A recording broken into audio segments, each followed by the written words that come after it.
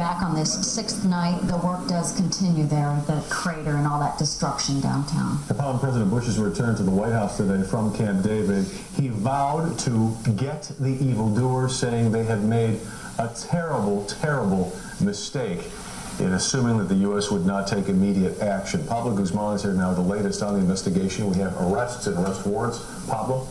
Todd, Dana, step by step it happens. Now, most of you know that yesterday the FBI raided an apartment in Jersey City where two men lived who were pulled off a train in Texas and are now back in New York, being held in connection with Tuesday's attacks. Ayub Ali Khan, 51, and Mohammed Jawi Azma, 47, taken off the train they had boarded after their flight out of Newark, like every other flight in America, was ordered down after the attacks in New York, Washington, and Pennsylvania. However, what no one outside the terrorist task force knows is that just a couple of blocks away from that Jersey City apartment the FBI raided yesterday and where they had evidence removed is another apartment building, one that investigators told me, quote, is swarming with suspects.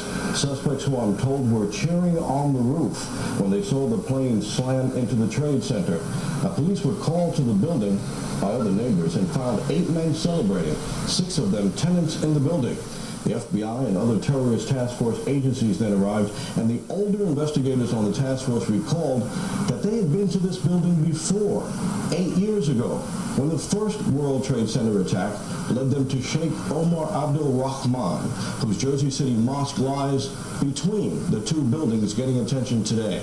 And the older investigators remembered that suspects who eventually got convicted for the first Trade Center case, followers of Sheikh Rahman, lived in the building where these same 8 men were celebrating the destruction that they saw from the roof.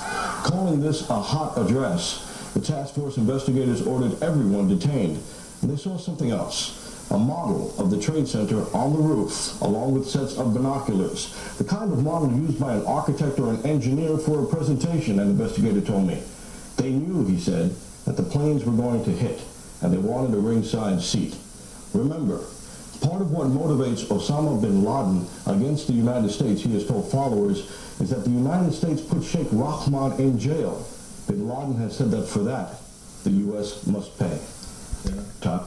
Pablo, it's absolutely chilling the fact that they were sitting there waiting, watching, as if getting ready to celebrate the fact that the Twin Towers would topple.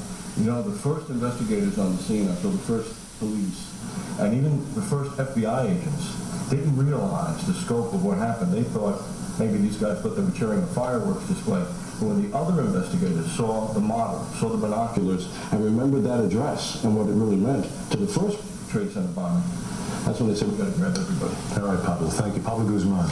A lot of people